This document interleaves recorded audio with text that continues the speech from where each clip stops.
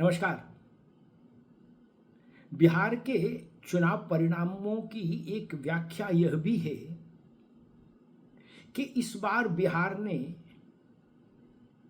जातियों की गोलबंदी में फंसकर वोट करने की अपेक्षा धार्मिक आधार पर वोट करने का प्रयोग किया है।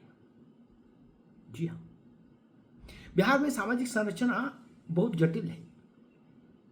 जातियों के खांचे बहुत गहरे हैं। अब छोलिया हो या लोबिया, सफेद चने या काले चने, सब कुछ मजेदार बने। और बिहार की समग्र राजनीतिक कसरत जो है वो जातियों के अखाड़े में ही घूमती है। लेकिन इस बार के चुनाव परिणाम बता रहे हैं कि जाति आधारित मतदान इस बार अपेक्षाकृत पुराने चुनावों के बिहार में बहुत कम हुआ है।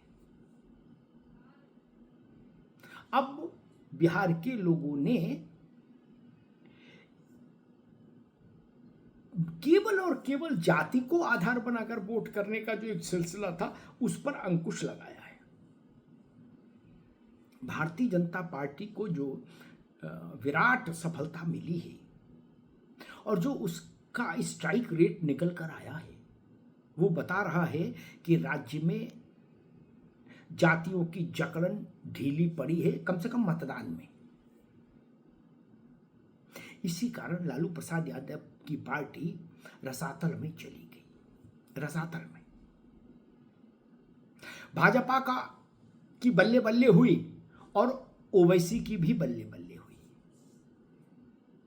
सोचिए, असदुद्दीन ओवैसी की भी बल्ले बल्ले हुई। वो कम सीटों पर लड़े लेकिन 5 सीट जीत गए, वोट भी ठीक ठाक आ गया और भाजपा के परचम तो लहरा ही गया। बाकी सबका मामला गड़बड़ हो गया। एनडीए तो बल्ले बल्ले, लेकिन महागठबंधन में सब कुछ नीचे आ गया। अब इस पैटर्न को लेकर उत्तर प्रदेश में चिंता होना स्वाभाविक है। विपक्षी खेमे में समाजवादी पार्टी का सारा राजनीतिक गुणगणित अखिलेश यादव के पीडीए की नई व्याख्या पर आकर टिका हुआ है। पिछड़ा, दलित, अल्पसंख्यक। अगर बिहार जैसा हो गया या बिहार जैसा कुछ सीमा तक ही हो गया उत्तर प्रदेश में कि जातियों की गोलबंदी ढीली हो गई,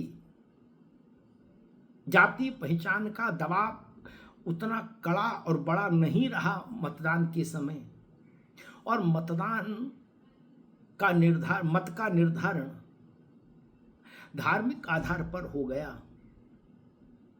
तो उसका सबसे बड़ा नुकसान समाजवादी पार्टी को होना तय है। वैसा ही नुकसान जैसा तेजस्वी यादव और लालू प्रसाद यादव की पार्टी को बिहार में उठाना पड़ा है।